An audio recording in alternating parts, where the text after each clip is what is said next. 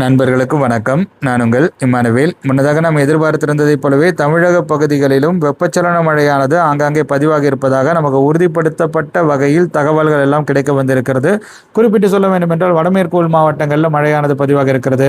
அதாவது கிருஷ்ணகிரி மாவட்டத்தினுடைய சில இடங்கள், தருமபுரி மாவட்டத்தினுடைய சில இடங்களில் கூட மழையானது பதிவாக இருக்கிறது. திருப்பத்தூர் மாவட்ட பகுதிகளுக்கெல்லாம் அடுத்தடுத்து வரக்கூடிய நாட்களில் மழைக்கான வாய்ப்புகள் இருக்கிறது என்பதைப் போல கடந்த 2 தினங்களுக்கு முன்பாகவே நான் பதிவு செய்திருந்த குரல் பதிவில் மென்ஷன் பண்ணி சொல்லியிருந்தேன். இப்போ திருப்பத்தூர் மாவட்டத்தினுடைய சில இடங்களிலும் மழை பதிவாக இருப்பதை நம்மால் உறுதிப்படுத்த முடிகிறது. அதே போல தான் திருவண்ணாமலை மாவட்ட பகுதிகளாக இருக்கட்டும், வேலூர் மாவட்டத்தினுடைய சில இடங்களாக இருக்கட்டும், விழுப்புரம் மாவட்டத்தில் கூட விழுப்புரம் மாவட்டத்தினுடைய மேற்கு பகுதிகளில் ஓரளவிற்கு கணிசமான மழை பதிவாக இருப்பதை நம்மளால் தெரிஞ்சுக்க முடியுது. அது என்ன கணிசமான அளவு மழைன்னு கேட்டிங்கனாக்கா 5 மில்லிமீட்டருக்கும் அதிகமான அளவு மழை பதிவாகி இருந்தாலே அது கணிசமான அளவு மழைன்னு இப்போ நம்ம சொல்ல வேண்டிய நிலையில் இருக்கிறோம். ஏன்னா மழை அளவுகள் என்பது மிக குறைவாக தான் பதிவாக இருக்கிறது. நானே நினைக்கிறேனாக்கா பெரும்பாலான இடங்களில் சாரல் தூறல் மழை மாதிரி பதிவாக இருக்கும். ஒரு சில இடங்களில் மட்டும் சில நிமிடம் மிதமான மழை பதிவாக இருக்கும் அப்படிங்கிற மாதிரி தான் நினைக்கிறேன். நீங்கள் தான் சொல்லணும் உங்களது பகுதியின் நிலவரத்தை. கேடிசிசி பெல்ட்டை பொறுத்த வரைக்கும், அதாவது சென்னை மாநகர் மற்றும் அதனுடைய புறநகர் பகுதிகள், செங்கல்பட்டு மாவட்ட பகுதிகள், ஏன் விழுப்புரம் மாவட்டத்திலேயே கடலோரத்திற்கு நெருக்கத்தில் இருக்கக்கூடிய இடங்களிலெல்லாம் 5 மில்லிமீட்டருக்கும் குறைவான அளவு மழை பதிவாக இருப்பதையும் நம்மளால தெரிஞ்சுக்க முடியுது. அங்கேயும் தூறல் மழை சில நிமிடங்கள் பதிவாக இருக்கலாம், அதுக்கப்புறம் கேப் கொடுத்துருக்கலாம், அதுக்கப்புறம் மீண்டும் தூறல் மழை மாதிரி பதிவாக இருக்கலாம். ஸோ அந்த மாதிரியான நிலை தான் இருந்திருக்கும். அப்போ உங்களுக்கு ஒரு கேள்வி எழலாம். மழை வாய்ப்புகள் இருக்குங்கிறது நமக்கு தெரியுது. ஆனால் அந்த மழை அளவுகள் எப்போ உயரும், இல்லை வடகடலோர மாவட்டங்களில் பிற இடங்கள்லாம் மழை இல்லாமல் இருக்க மீண்டும் நம்ம எப்போ மழை எதிர்பார்க்கலாம் அப்படிங்கிற மாதிரியான ஒரு கேள்வி உங்களுக்கு எழலாம். அது இயல்பு தான். நான் என்ன சொல்கிறேன்னாக்கா 20ஆம் தேதி அன்று நம்ம வடகடலோர மாவட்டங்களின் பல்வேறு இடங்களில் மழை எதிர்பார்க்கலாம். புதுச்சேரி சுற்று வட்டார பகுதிகள் உட்பட புதுச்சேரி மாவட்டத்தையும் நான் இந்த சுற்றுல கன்சிடரேஷன் லிஸ்ட்டுக்குள்ளே கொண்டுட்டு வரேன். 20ஆம் தேதி அன்று ஓரளவிற்கு மழைக்கான வாய்ப்புகள் என்பது புதுச்சேரி சுற்று வட்டார பகுதிகளுக்கும் இருக்கிறது. புதுச்சேரி மாவட்டத்தின் சில இடங்களிலும் மழையானது பதிவாகலாம். அந்த நேரத்தில் சாதகமான அமைப்புகள் வரும்பொழுது நிச்சயமாக அது கை கொடுப்பதற்கான அனைத்து பாசிபிலிட்டிஸும் இருக்கிறது. காரைக்காலுக்கு மட்டும் என்ன ஓர வஞ்சனையா? ஸோ காரைக்காலையும் நம்ம கன்சிடரேஷனுக்குள்ளே கொண்டுட்டு வந்துக்கலாம். ஸோ காரைக்காலை உள்ளே கொண்டு வந்துட்டோம்னாக்கா நாகப்பட்டினம், மயிலாடுதுறை மாவட்டத்தையும் நான் சொல்கிறேன். மாயவரம் உட்பட மயிலாடுதுறை மாவட்டத்தினுடைய சில இடங்களிலும் மழைக்கான வாய்ப்புகள் இருக்கலாம். நாகப்பட்டினம் மாவட்ட பகுதிகளுக்கும் மழை வாய்ப்புகள் இருக்கலாம். அதே போல தான் திருவாரூர், தஞ்சாவூர் மாவட்ட பகுதிகளுக்கும் மழை வாய்ப்புகள் இருக்குது. அப்போ டெல்டாவும் கன்சிடரேஷன் லிஸ்ட்டுக்குள்ளே வந்துடுது. பெரம்பலூர், அரியலூர் மாவட்டத்தையும் நம்ம கன்சிடரேஷன் லிஸ்ட்டுக்குள்ளே தாராளமாக கொண்டுட்டு வரலாம். அடுத்து வரக்கூடிய நாட்களே அதற்கு சாதகமானதாக தான் இருக்கிறது. ஸோ வடகடலோர மாவட்டங்களுக்கு ஓரளவிற்கு கணிசமான மழை என்பது 20ஆம் தேதி அன்று அல்லது அதற்கு அடுத்து வரக்கூடிய நாட்களில் கிடைக்கும் என்று நான் நம்புகிறேன். ஏனென்றால் அடுத்தடுத்து சுழற்சிகள் இனி உருவாகி நிலப்பகுதிகளுக்குள்ளே நகர்ந்து செல்வதை யாராலும் தவிர்க்க முடியாது. நிலப்பகுதிகளுக்குள்ளனா தமிழகத்திற்குள்ளே அது அப்படியே நகர்ந்து போகிறது கிடையாது. இதெல்லாம் வட இந்திய பகுதிகளில் நடக்கும். இப்போ என்ன நடந்துட்டு இருக்குன்னா, வட இந்திய பகுதிகளில் மழை மிக குறைவாக பதிவாகும் அப்படிங்கிற மாதிரி இந்த தென்மேற்கு பருவமழைக்கு முந்தைய கணிப்புகள் எல்லாம் அதிகமாக வெளியாகியது. நம்முடைய அதிகாரப்பூர்வ அமைப்பே அவர்களினுடைய அந்த மாதிரிகளினுடைய அடிப்படையில் பார்த்து அதில் விளக்கி இருந்த விஷயம் என்னவென்றால், வட இந்திய பகுதிகள் பெரிய அளவில் இந்த தென்மேற்கு பருவமழை 2026 பாதிக்கப்படும் அப்படிங்கிற மாதிரி சொல்லியிருந்தாங்க. இப்போ நடந்து கொண்டு இருக்கக்கூடிய நிகழ்வுகள்லாம் பார்த்தாக்கா அப்படி ஒன்றும் ஆகிற மாதிரி தெரியல. ஏன்னா சுழற்சி உருவாக போகுது. இனி மத்திய இந்திய பகுதிகளில் அது நகர்ந்து போகலாம். ஸோ குஜராத் மாதிரியான மாநிலங்களில் மீண்டும் வலுவான மழை பதிவாகுவதற்கான வாய்ப்புகள் 20ஆம் தேதிக்கு பிறகு வரக்கூடிய நாட்களில் இருக்கிறது. மும்பை மாநகர் மற்றும் அதனுடைய புறநகர் பகுதிகளிலும் கணிசமான அளவு மழையானது அதிகரிக்க தொடங்கிவிட்டது. கர்நாடக மாநில கடலோர மாவட்டங்கள் மற்றும் மேற்கு தொடர்ச்சி மலை பகுதிகளிலும் மழையானது ஓரளவுக்கு அதிகரித்து காணப்படுகிறது. அதாவது அதிகரிக்குதுனாக்கா ரொம்ப பெரிய அளவில் மேசிவாக கிடையாது. அடர்ந்த மழை மேகங்கள் அங்கே குவிந்து அதிக அளவிலான மழை பொழிவை ஏற்படுத்த தொடங்கலை. ஆனால் அந்த மேற்கு திசை காற்றினுடைய இம்பாக்ட்டுங்கிறது அங்கெல்லாம் ஓரளவுக்கு ரிஃப்ளெக்ட் ஆகுது. இங்கே மாட்டிட்டு முடிக்கிறது தமிழக பகுதிகள், கேரள பகுதிகளாக தான் இருக்குது. ஏன்னா நமக்கு மேற்கு திசை காற்று உள்ளே வந்தாலுமே அது இந்த கடலுக்கு, அதாவது இந்த கடலோரத்தை நெருங்கிறதுக்கு முன்னாடி கேரளாவில் ஒரு டிப்பு மாதிரி அது கீழ் நோக்கி அப்படியே போகுது. அதற்கு காரணம் என்னன்னு பார்த்தீங்கன்னாக்கா, இங்கே ஒரு சுழற்சி மாதிரியான ஒரு விஷயம் ஒன்று அந்த ஈக்குவேட்டருக்கு பக்கத்தில் உட்காந்துருக்குது. அதனால பார்த்தீங்கன்னாக்கா விண்டு அப்படியே நம்ம தமிழக பகுதிகள்னு சொல்கிறத விட கேரள கடலோர மாவட்டங்களை நெருங்கும் பொழுது அது அப்படியே கீழ் நோக்கி தள்ளப்படுது. எனிவே மேற்கு தொடர்ச்சி மலைப்பகுதிகளிலும் மழைக்கான வாய்ப்புகள் என்பது அடுத்தடுத்து வரக்கூடிய நாட்களில் இருக்கிறது. அதே சமயம் மறைமுகமான மழை, அதாவது வெப்பச்சலன மழையும் அடுத்தடுத்து வரக்கூடிய நாட்களில் இருக்கிறது.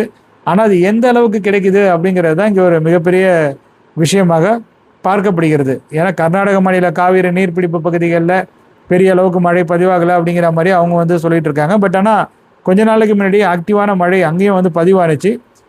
ஆனாலும் அவங்களுக்கு அது போதுமானதாக இல்லை அப்படிங்கிற மாதிரி அவங்க கருதுகிறாங்க. அவங்க வந்து இதில் சில அரசியலும் வரும். இப்போ நான் அதை பேசுனேன்னாக்கா சட்டவிரோதமாக கட்டப்பட்ட அணைகள்ங்கிறது அங்கே வந்து இருக்குது, உண்மைதான். அதை நான் வந்து வெளிப்படையாகவே சொல்கிறேன். சில அணைகள்லாம் கட்டியிருக்கக்கூடாது, கட்டிட்டாங்க. அதற்கான அங்கே நடவடிக்கைகள்லாம் எடுக்கப்பட்டது. ஒரு சில இல்லை, பல ஆண்டுகளுக்கு முன்பு நடவடிக்கைகளை எடுப்பதற்காக அதெல்லாம் வந்து நடந்தது. இன்னும் சொல்லப்போனால் உச்சநீதிமன்றத்தில் ஒரு வழக்கு கூட போட்டாங்க தமிழக அரசு சார்பில். அதன் பிறகு அது வந்து வாபஸும் வாங்கினாங்க. ஸோ சில சிக்கல்கள்லாம் அதில் வந்து இருந்தது. சில அரசியல் காரணங்களுக்காக நம்ம வந்து அவங்க அணை கட்டுறதை வந்து கண்டுக்காமல் வந்து விட்டுட்டோம். ஒரு அணை இருந்தது, பட் அதுக்கப்புறம் அவங்க அடுக்கடுக்காக அணைகளை வந்து 2-3 அணைகளாக கட்டினாங்க பிறகு வந்த நாட்களில். ஸோ அதெல்லாம் வந்து கொஞ்சம் கஷ்டமாயிட்டு. பட் எனிவே நடந்து போச்சு. இனிமேல் புதுசாக எந்த அணையும் கட்டாமல் தான் நம்ம பாதுகாக்க வேண்டியதாக இருக்குது.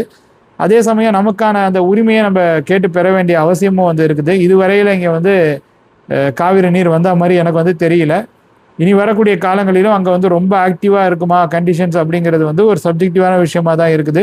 அப்படி ஆக்டிவாக இருந்தால் கூட அவங்க வந்து நமக்கு தர வேண்டிய நீரை உரிமையாக நினச்சி இது தமிழகத்துக்கு நம்ம கொடுக்கணும்னு நினச்சி அவங்க வந்து கொடுப்பாங்களாங்கிறது வந்து ஒரு கேள்விக்குறி தான்.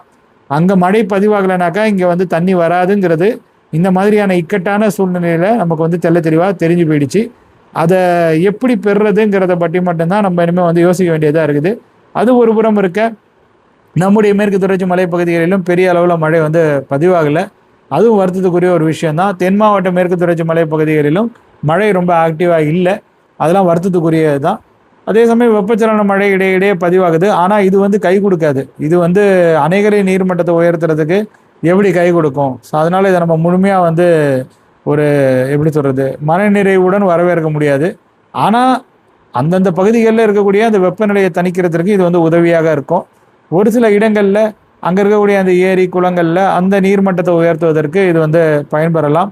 மற்றபடி பார்த்தீங்கன்னாக்கா இந்த காலகட்டத்தில் மேற்கு தொடர்ச்சி மலைப்பகுதிகளை சார்ந்து இருக்கக்கூடிய அந்த அணைகளின் நீர்மட்டம் உயர்ந்தால்தான் நமக்கு பயன் என்பதை மீண்டும் ஒரு முறை இங்கே நான் ஆணித்தரமாக அடித்து சொல்லிக்கிறேன். அதே போல் தான் மேட்டூர் அணையினுடைய நீர்மட்டம் உயரணுங்கிறதுலையும் எனக்கு மாற்று கருத்துக்களே கிடையாது. பார்க்கலாம் அடுத்தடுத்து வரக்கூடிய நாட்கள் எப்படி கை கொடுக்குது அப்படிங்கிற மாதிரி. ஆனால் ஒரு விஷயம் மட்டும் உறுதி, அடுத்தடுத்து மத்திய இந்திய பகுதிகளில் சுழற்சிகள் நகர்ந்து போகுங்கிறது மட்டும் தெளிவாக தெரியுது. ஆகஸ்ட் மாதம் முதல் வாரம் வரையில் கூட அது வந்து கண்டினியூ ஆகலாம். அதற்கு பிறகு இடையில் கேப் கொடுக்குதான்னு பார்க்கலாம். ஆக்சுவலாக ஆகஸ்ட் மாதம் ரொம்ப ஃபேவரபுளான மாதம் தமிழகத்திற்கு வெப்பச்சலன மழையை பொறுத்த வரைக்கும். அதாவது தென்மேற்கு பருவமழை தீவிரமடைந்திருக்கக்கூடிய அந்த ஆண்டுகள்லேயே பார்த்தீங்கன்னா ஆகஸ்ட் மாதத்தில் தமிழகத்தில் பதிவாகக்கூடிய வெப்பச்சலன மழை சிறப்பான வெப்பச்சலன மழையாக தான் இருக்கும். குறிப்பாக கேடிசிசி பெல்ட்டுக்கெலாம் நல்லா சிறப்பான மழையாக அது வந்து பதிவாகும். பார்க்கலாம் அதெல்லாம் எப்படி நடக்குது அப்படிங்கிற மாதிரி. இப்போ அடுத்தடுத்து வரக்கூடிய நாட்களில் பதிவாகக்கூடிய அந்த வெப்பச்சலன மழையும் நமக்கு வந்து ஓரளவிற்கு இந்த வெப்பநிலையை தணிக்க வந்து உதவி இருக்குது இல்லையா? உதவவே இல்லை அப்படிங்கிறத நம்ம வந்து சொல்ல முடியாது. இப்போ கடந்த 2 நாட்களுக்கு முன்பாக சென்னை மாநகரில் என்ன மாதிரி இருந்ததுங்கிறதையும் நம்ம பார்த்தோம். அதே சமயம் இப்போ 18ஆம் தேதி அன்று எப்படி இருந்தது அப்படிங்கிறதையும் நம்ம வந்து பார்த்துருக்கோம். 19ஆம் தேதி அன்று எப்படி இருக்க போகிறது என்பதையும் நம்ம வந்து பார்ப்போம். அநேகமாக வெயிலும் வந்து அடிக்கலாம். ஏன்னா கொஞ்சம் கன்வெக்ஷனுக்கு பாசிபிலிட்டிஸ் குறைவாக இருக்குது. ஆனாலும் சாரல் தூறல் வந்து மாலை அல்லது இரவு நேரத்தில் வந்து போடலாம். It depends. பட் எனிவே பலன் வழங்கும். அடுத்தடுத்து வரக்கூடிய நாட்களில் ஏதோ சில சேஞ்சஸ் தெரியுது இல்லையா? ஒரு நாள் வெயில் அடித்தாலும் இன்னொரு நாள் வந்து மழை கொடுக்கும் அப்படிங்கிற மாதிரி ஒரு நம்பிக்கையை நமக்கு வந்து ஏற்படுத்தி இருக்குது. அந்த நம்பிக்கையோடு நம்ம வந்து நகர்ந்து போவோம். இப்போ போகன்னு பார்த்தீங்கன்னாக்கா நாளைக்கு இப்போ அடுத்த 24 மணி நேரத்தில், ஏன்னா இப்போ இந்த டேட் கன்ஃபியூஷன் வந்து பயங்கரமான கன்ஃபியூஷன். இன்றைக்கு தேதின்னு பார்த்தீங்கன்னா 19ஆம் தேதி தான். 19/7/2026. இப்பொழுது நேரம் வந்து அதிகாலை 1 மணி ஆகுது. நேற்றைக்கும் இன்றைக்கும் இடையில் உள்ள வித்தியாசம் என்பது வெறும் 60 நிமிடங்கள். அதாவது 1 மணி நேரங்கள் மட்டும்தான். 1 மணி நேரம் மட்டும்தான். அங்கங்கே ஒரு இது இருக்குது, நேரங்கள்னு சொல்லக்கூடாது இல்லையா தமிழில், அது வந்து தவறு. ஸோ நேரம் 1 மணி நேரம் மட்டும்தான். இப்போ இருக்கக்கூடிய அந்த சூழ்நிலைகள்லாம் நம்ம பார்க்கும்பொழுது அடுத்த 24 மணி நேரத்தில் மேற்கு மாவட்டங்களில் மேற்கு தொடர்ச்சி மலைப்பகுதிகளில் மழை பதிவாகுவதற்கான வாய்ப்புகள் என்பது உண்டு. அதே போல் திருப்பூர் மாவட்டத்தினுடைய சில இடங்களிலும் மழையானது பதிவாகலாம். கரூர் மாவட்டத்தில் மழை என்று பதிவாகும் அப்படிங்கிற மாதிரி நிறைய நண்பர்கள் கேட்டுக்கொண்டே இருந்தீங்க. அடுத்த 24 மணி நேரத்தில் ஒரு கிளான்ஸ் பார்க்கலாம், அதற்கான பாசிபிலிட்டிஸ் இருக்குது. திருச்சி மாவட்டத்தினுடைய சில இடங்களாக இருக்கட்டும், பெரம்பலூர், அரியலூர் மாவட்ட நண்பர்களும் வந்து மழைக்காக காத்திருக்கிறீங்க. ஆனால் மழை அளவுகள் வந்து ரொம்ப சூப்பராக இருக்குங்கிறத என்னால் வந்து சொல்ல முடியல. சாரல் மழை மாதிரி கூட பதிவாகலாம், தூறல் மழை மாதிரி கூட பதிவாகலாம். It depends. பட் எனிவே மழைக்கான வாய்ப்பு இருக்குது அப்படிங்கிறத மட்டும் நீங்கள் தெரிந்து வைத்துக் கொள்ளுங்கள். நாமக்கல் மாவட்டத்தில் மழையே பதிவாக மாட்டேங்குது அப்படிங்கிற மாதிரி நண்பர்கள் கேட்டிருந்தீங்க. மேபி அடுத்த 24 மணி நேரத்தில் நாமக்கல் மாவட்டத்தினுடைய சில இடங்களிலும் லேசான மழைக்கான வாய்ப்புகள் என்பது வந்து இருக்கலாம். ஈரோடு, சேலம் மாவட்ட பகுதிகள் அங்கே கூட மழையெல்லாம் பதிவாகலாம். வடமேற்கு மாவட்டங்களில் மழையானது பதிவாகலாம், உட்பகுதிகளில் பதிவாகலாம். தென் உள் மாவட்டங்களுக்கும் மழை வாய்ப்பு இருக்குது. மதுரை மாதிரியான மாவட்டத்தில், சிவகங்கை மாவட்டத்தில் எல்லாம் மழை பதிவாகலாம். இப்போ கடந்த 24 மணி நேரத்தில், அதாவது 18ஆம் தேதி என்றும் பார்த்தீங்கன்னாக்கா சிவகங்கை மாவட்டத்தில் ஓரளவிற்கு மழையானது பதிவாகி இருக்கிறது. ஸோ அந்த மாதிரியான மழை வந்து பதிவாகலாம். இப்போ அதற்கு அடுத்த 24 மணி நேரத்தை தான் நம்ம வந்து அதிகமாக வந்து எதிர்பார்க்குறோம். 20ஆம் தேதி அன்று தான் நம்ம வந்து கடலோர பகுதிகள் வரையில் ஓரளவிற்கு கணிசமான மழை கிடைக்கலாம் அப்படிங்கிற மாதிரியான ஒரு எதிர்பார்ப்பை முன்வைக்கிறோம். பார்க்கலாம் என்ன நடக்குது அப்படிங்கிறத. அந்தந்த நேரத்தில் அமையக்கூடிய அந்த சூழல்கள் சாதகமாக இருக்கணும். அதே மாதிரி நம்மளுடைய அந்த டெமோகிராஃபின்னு இருக்குது. இது நேற்று கூட ஒரு பேராசிரியர்கிட்ட நான் வந்து பேசிகிட்டு இருந்தேன். ஐஐடியில் இருக்கக்கூடிய ஒரு பேராசிரியர். அவர்கிட்ட நான் பேசும்போது அவர் சில விஷயங்கள் வந்து கேட்டிருந்தாரு. நீங்கள் வந்து சொல்லியிருந்தீங்க மழை வரும் அப்படிங்கிற மாதிரி. மழை வந்து வந்திருந்தது சென்னையில். அவர் வந்து 17ஆம் தேதி அன்று அது வந்து சொல்லியிருந்தார். 16ஆம் தேதி அன்று அவர்கிட்ட சொல்லியிருந்தேன். 17ஆம் தேதி அன்று மாலை அல்லது இரவு நேரத்தில் மழை வந்து பதிவாகலாம் அப்படிங்கிற மாதிரி. அது பதிவான உடனே அவர் வந்து கேட்டிருந்தார். அப்போ நான் சில விஷயங்களை அவர்கிட்ட வந்து ஷேர் பண்ணியிருந்தேன். பட் ரொம்ப நேரம் அவர் கூட என்னால் அந்த நேரத்தில் இன்ட்ராக்ட் பண்ண முடியல. அவர் கொஞ்சம் எப்படி அது கொஞ்சம் நைட் நேரமாக போயிட்டு அவருக்கும் கொஞ்சம் பசிக்கும், எனக்கு கொஞ்சம் பசியெலாம் வந்தது. ஸோ அதனால் அந்த இன்ட்ராக்ஷன் வந்து ரொம்ப குறுகிய நேரம் தான் வந்து இருந்தது. ஸோ அப்போ நான் அந்த டெமோகிராஃபி பற்றி நான் வந்து பேச ஆரம்பித்தேன். அதை அவர் வந்து கொஞ்சம் உள்வாங்கிக்கிட்டார். ஏன்னா அவங்க அந்த ப்ராஜெக்ட்லாம் வந்து பண்ணுறாங்க. அது வந்து ஃப்ளூயிட் டைனமிக்ஸ், அது அந்த விஷயங்கள்லாம் யூஸ் பண்ணி அவங்க வந்து பண்ணுவாங்க. ஸோ இதுவும் இப்படி தானே. இப்போ இந்த சர்க்குலேஷன் இது எல்லாமே பார்த்தீங்கன்னாக்கா எல்லாமே வந்து அந்த ஃப்ளூயிட் சம்மந்தப்பட்டது தான், நம்ம நிலப்பரப்பே. சரி, அதுக்குள்ளே நம்ம ரொம்ப டெக்னிக்கலாக உள்ளே போக வேணாம். பட் அவர்கிட்ட நான் டிஸ்கஸ் பண்ணும்போது நான் சொன்னது என்னன்னாக்கா, அந்த டெமோகிராஃபி பற்றி நான் வந்து சில விஷயங்கள் சொல்லிகிட்டு இருந்தேன். பட் ரொம்ப நேரம் பேச முடியாதனால அதுக்கப்புறம் 2 பேருமே சரி நம்ம அப்புறம் அதை பார்த்து ஒரு நாள் மீட் பண்ணி டீட்டெயில்டாக பேசுவோம் அப்படிங்கிற அந்த நிலவரத்துக்கு வந்துட்டோம். இப்போ அந்த டெமோகிராஃபின்னு நான் சொல்கிறது வந்து ஒரு பகுதி அமைந்திருக்கக்கூடிய அந்த நிலை அந்தந்த பகுதிகளுக்கு சில நேரங்களில் சாதகமாக அமைகிறது. இப்போ உதாரணத்துக்கு கேடிசிசி பெல்ட்டில் ஏன் இப்போ வடகடலோர மாவட்டங்களில் பெரும்பாலான இடங்களில் இப்போ டெல்டாவின் கடலோர பகுதிகளில் மழை பதிவாகலை, ஆனால் சென்னை மாநகரில் ஏன் மழை வந்து சாரலாவது போட்டுட்டு கிடக்கு அப்படிங்கிறத நம்ம வந்து யோசிக்கணும். அதற்கு காரணம் என்ன, அதனுடைய ஜியாகிரஃபி எப்படி இருக்குங்கிறத நான் பலமுறை எக்ஸ்பிளைன் பண்ணியிருக்கேன். அந்த மாதிரி சில பகுதிகளை நான் மென்ஷனே பண்ணியிருக்கிறேன். மரக்கானோ, அது மாதிரி நம்ம கேளம்பாக்கம் அந்த ரீஜியனாக இருக்கட்டும், புலிக்கேட்டேரியை ஒட்டி இருக்கக்கூடிய பகுதிகளாக இருக்கட்டும், இதெல்லாம் நான் வந்து வடகிழக்கு பருவமழையில் நான் அடிக்கடி நான் வந்து சொல்லுவேன். ஜியாகிரபிக்கல் அட்வான்டேஜ் அப்படிங்கிற மாதிரியான ஒரு வார்த்தையை. பரங்கிப்பேட்டை சுற்று வட்டார பகுதிகள் இவைகள்லாம் வந்து கொஞ்சம் ஜியாகிரபிக்கலாகவே அட்வான்டேஜ் நிறைந்த ஒரு பகுதிகள். தென்மேற்கு வங்கக்கடல் பகுதிகளில் சுழற்சிகள் இருந்ததுன்னா இப்போ பரங்கிப்பேட்டை மாதிரியான பகுதிகள் எல்லாம் அதிக அளவில் மழைப்பொழிவை வந்து பெறும். சீர்காழி மாதிரியான ரீஜியனும் சில நேரங்களில் அதிக அளவில் மழைப்பொழிவு பெறும். ஸோ பரங்கிப்பேட்டை சீர்காழி பெல்ட் வந்து ரொம்பவே இம்பார்ட்டண்ட்டான ஒரு பெல்ட்டு.